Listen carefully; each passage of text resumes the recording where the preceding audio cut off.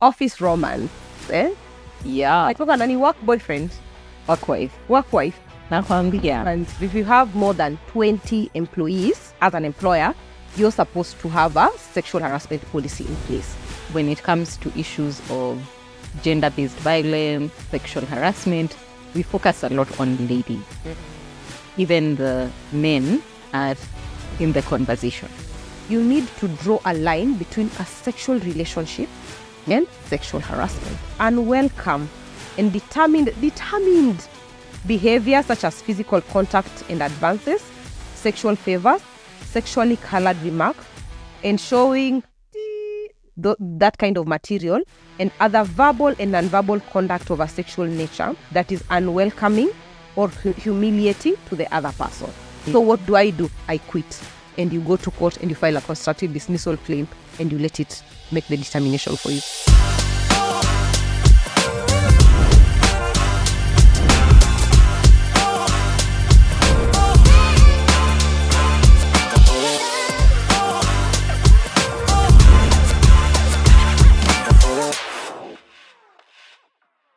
Hi guys, welcome to the rundown. My name is Ndadun Zuko. And I am Mihala Barasa, and today we are going to talk about sexual harassment and the sexual harassment policy in the workplace. So I know you're wondering, why did we choose sexual harassment and the sexual harassment policy? But before that,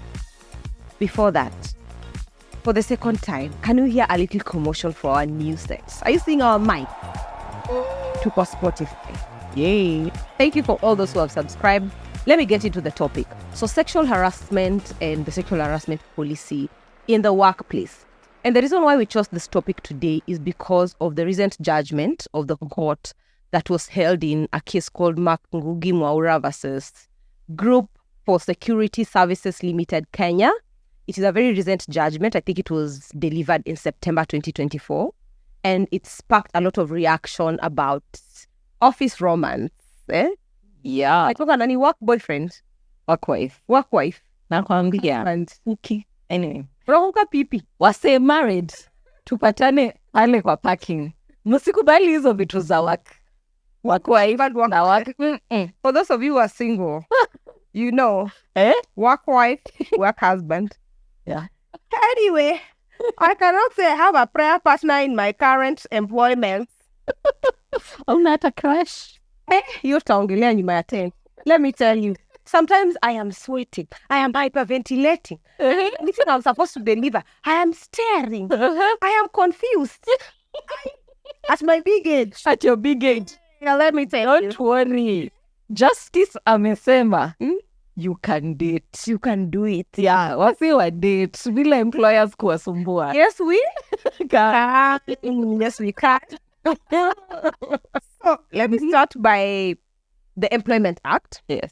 Section 6 of the Employment Act talks about sexual harassment in the workplace, and I'll start from a policy perspective. So from a policy perspective, if you have more than 20 employees as an employer, you're supposed to have a sexual harassment policy in place. Disclaimer. Okay. This is not to say that if you have fewer employees, you should not have a sexual harassment policy. I actually say, why do I think it's important for you to have a sexual harassment policy? One is so that your employees know you have a zero tolerance policy to sexual harassment. Number two, so that they also know that in case of sexual harassment, where do I go to? Who do I go to? How is it handled? And number three, you also want to avoid cases of constructive dismissal where someone says, the sexual harassment was so bad that I had to leave my employment. And number four, it also mandates the employer to take disciplinary action for any employee that sexually harasses another. Number five, your policy should explain how complaints of sexual harassment are addressed. Number six, and this is the most important one of the most important ones that I'll address again, is the employer does not need to disclose. The victim does not need to disclose their identity. Like you as the employer doesn't need to disclose the identity of the victim when handling sexual harassment complaints. Yeah. When we talk about sexual harassment, I've had a lot of men complaining that when it comes to issues of gender-based violence, sexual harassment, we focus a lot on ladies. And we also need to make sure that even the men are in the conversation. Because both men and women can be perpetrators of sexual harassment. Okay, so I know a lot of times the examples would come from the perspective of ladies being the victims, but I think it's because a lot of times those are the people who report. Okay. And I think a lot of men are afraid of stigma, of that stigma, or people making fun of them that, hey, how could you let someone do that to you? Do you remember that case of Boy Lollipop? No. Okay. There's a certain lawyer that allegedly sexually harassed their junior. The lawyer is a lady. The junior is a guy. And apparently one of the names that they used to call that guy was Boy Lollipop. Don't you remember that story? No. I don't even know if a determination has been made in that case. But it was a very big sexual harassment claim that was in the papers. I think last year but one. Maybe I need to follow up and see how that determination went. Okay. But yes, it's capable to be sexually harassed as a guy. Yes. Yeah. Okay. And please remember to report. I think it's important. And something that you've touched on that's very important is the identity of the victim does not need to be disclosed. So even as you have a sexual harassment policy in place, it's also good to have a whistleblowing policy in place, because the whistleblowing policy helps in terms of protecting the identity of victims when they come out to complain or whistleblow about incidents of sexual harassment. Okay. Yeah, because you don't want people in the office looking at them funny, like, oh, so it was you. Yeah. So let me take us back and read for you one of the most apt definitions of sexual harassment that I found. So this is from a case called Vishaka and others versus the state of Rajasthan. It's an Indian case. But this judge described sexual harassment to comprise of unwelcome and determined behavior such as physical contact and advances, sexual favors, sexually colored remarks, and showing that kind of material, and other verbal and nonverbal conduct of a sexual nature that is unwelcoming or humiliating to the other person. So you don't need to basically say something. You can show. Yeah. It can be something you showed them. It can be a snide comment or a remark. And there's something in our sexual harassment policy where I work now that there's someone that is called an active bystander. An active bystander is, for example, I am making a sexual harassment-based comment about you or to you, and Marvin is standing in the corner listening or giggling. Yes. So that's an active participant in sexual harassment in some organizations. Yeah. I don't know about others, but our organization, if you sat and listened into a conversation and you're seeing this person is getting uncomfortable and you're not saying anything, you're actually an accomplice to sexual harassment. I've actually heard of cases where people have been dismissed, especially if you're in a senior position or you're working in HR and you were in a setup where someone was being sexually harassed and you didn't do anything about it. Yeah. A lot of times the sexual harassment policy is usually put in the code of ethics policy. So that it gives a general guiding principle of how people should conduct themselves in the office. In risk, we like to call it conduct risk. So looking at people's behavior, part of the reason why we have code of ethics policy is so that you can guide people on how they behave in the office, just to maintain a professional type of environment. So if you say, for example, I say Ndanu sexually harassed Baraka, let's call that guy Baraka. Baraka comes and says Ndanu sexually harassed me, and Ndanu is like, by the way, it was consensual. You can always tell the communication and the messages between you and someone that show this thing was consensual. Sometimes it can turn sour, and it can either lead to sexual harassment or lead to a situation where one of you is bitter. And that's usually it's very easy to tell. There can be those situations of, by the way, this is over, leave me alone, and I'm continuing with the advances. Then you can know, by the way, this got non-consensual at some point. And the fact that I am even brave enough to report it should be the first red flag. Yeah. The second red flag would then now to interrogate the evidence and ask, by the way, Ndanu, why is this person saying this thing was consensual? what do you have? Or why are you saying this thing was non-consensual? Bring your evidence. And when you table the evidence, say, by the way, this is how they were talking to me. There's this eyewitness. There's this message. There's this. There's this way that he treated me at work. Sometimes even circumstantial. Then you can be able to say, yeah, consent left maybe on date X. Some of these situations where people come out and say that they were sexually harassed, sometimes they end up being dismissed. So maybe some executive in the office is like, this is a dramatic or a problematic person. So we need to find a way to let them go. So legally, is there a way that I can maybe go to court and say that this person sexually harassed me and you get some legal protection, or I was unfairly dismissed because of complaining about sexual harassment? I think actually that's a good question again. And there's a myriad of cases to that effect where you get terminated because you are sexually harassed. And you can sue them for unfair termination. But remember, you can also sue them for discrimination. If you get a good lawyer, you'll have like at least 3 or 4 human rights there that will be cited. But yes, unfair termination. And because they don't give you a good reason for being terminated. And number 2, if you go and say, by the way, I complained of sexual harassment, that is why I was let go, then there can be a discrimination suit against your employer. And the bad thing about this is the case will fall with the employer, not with you. Okay. You see, not with the perpetrator. With the perpetrator. That is the unfortunate bit. So as an employer, you need to take steps to ensure that hammer is not falling on you squarely. You need to address it with the person, with the perpetrator, so that you're not putting yourself in unnecessary legal crossfire.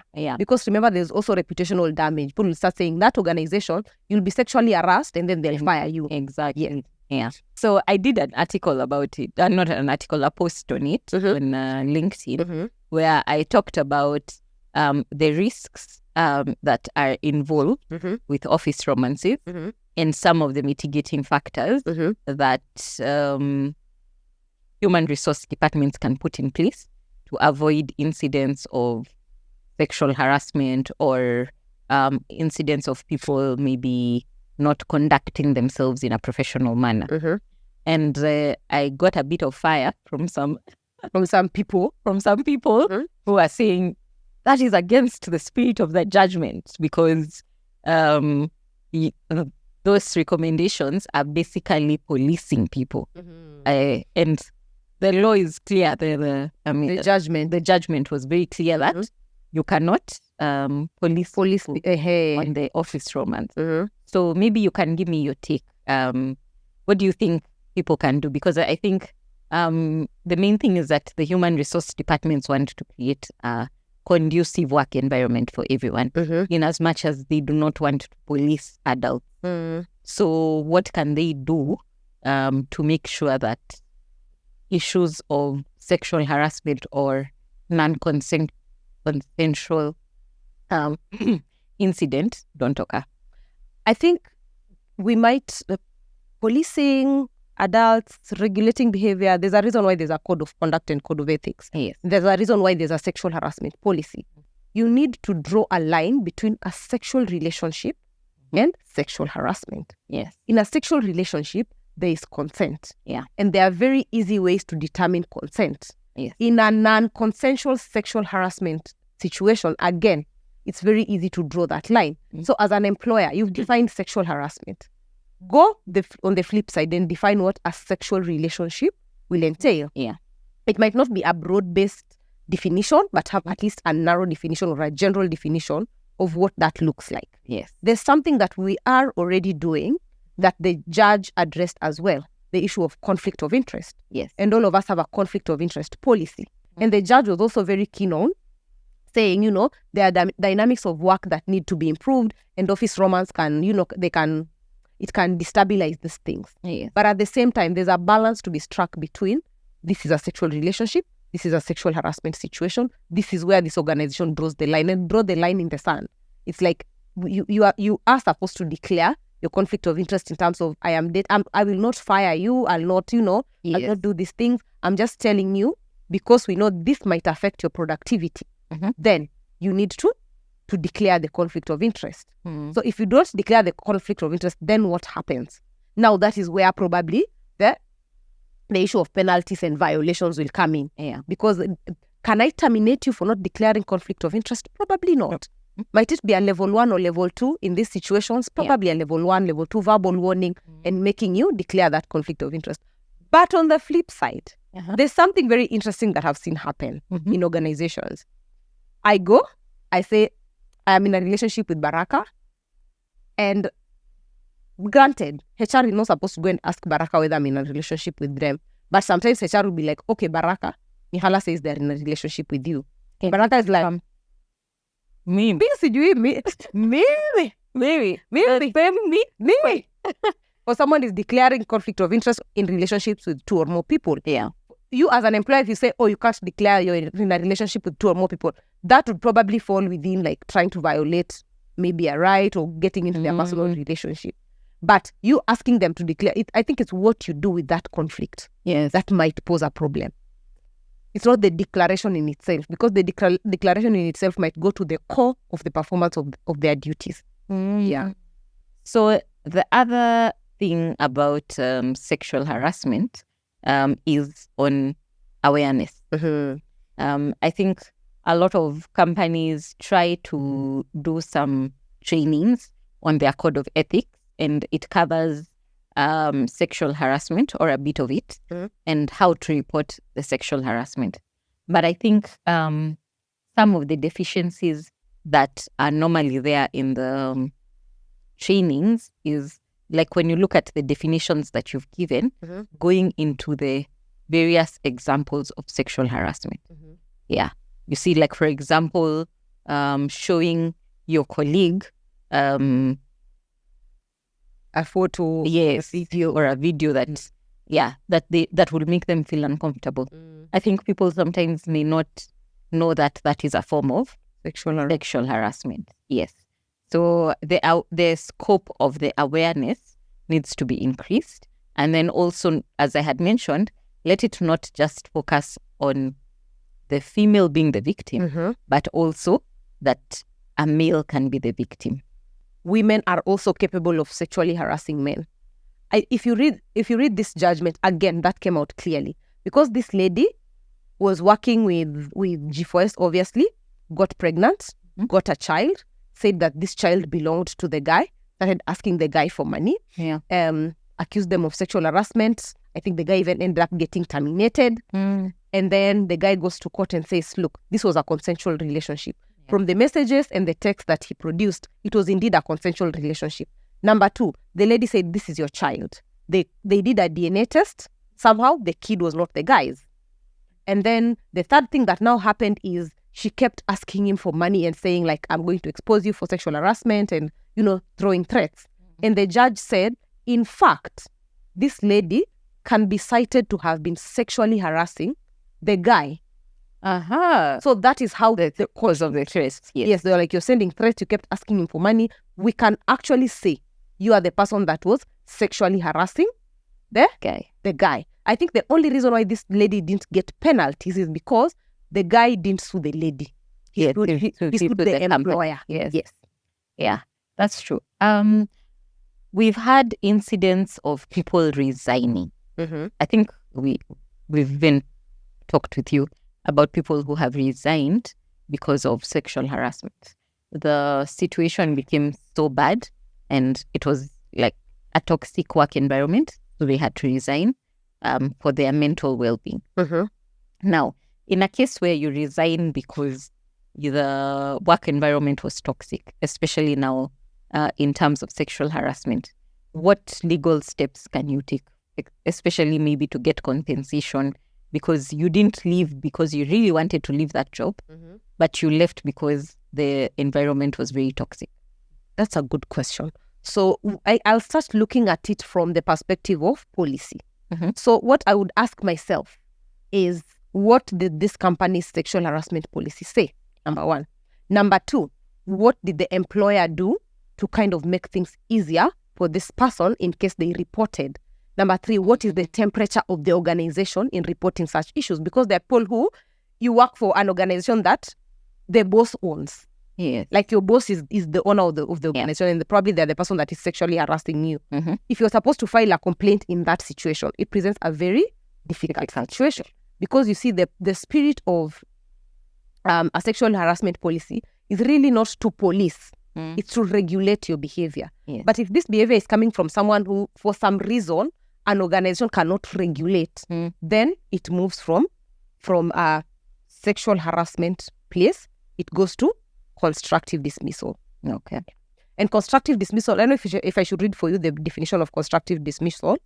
Constructive dismissal, the Black's Law Dictionary defines it as an employer's creation of working conditions that leave a particular employee or group of employees little to no choice but to resign. These actions fundamentally change the working conditions and terms of employment, and an employer's course of action that, being detrimental to an employee, leaves the employee almost no option but to quit. If any of your employees in my employment create a working environment where I cannot work and I need to quit, then it is sexual harassment, but I add constructive dismissal to it. So what do? I quit. And when I'm quitting, what do I say? I'm quitting because person XYZ has been sexually harassing me, and this environment is no longer conducive for me. And you go to court and you file a constructive dismissal claim, and you let it make the determination for you. This is premium content that you would be paying for if you went to her office to seek legal advice on. So this is a premium Wakilia quick one. This is a premium Wakilia quick one. Actually, two quick ones. One, sexual harassment complaints can also be anonymous in nature. You can choose whether or not to disclose your identity as the victim, to avoid victimization. So if I am an investigator and I'm investigating sexual harassment, I need not put your name on the report. And if you are the person that is reporting sexual harassment, you need not put your name on the report. But you need to put the perpetrator's name. Usisahau kuweka jina ya perpetrator. So another thing, let me address two sides of human rights violation, on the side of the employer and on the side of the employee.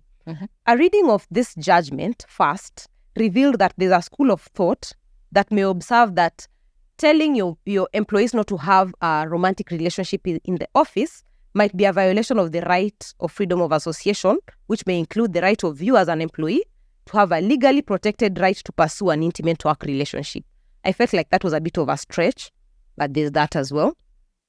And then on the side of the employee, if someone sexually harasses you, they can violate your right to privacy. They can violate your right to human dignity, which are two very basic and essential rights. So you can go to court and say, even just apart from the sexual harassment, look, there's a right to privacy of person. They got into my space really bad. And there's also the right to human dignity. Speaking to me like that does something to me and to any human.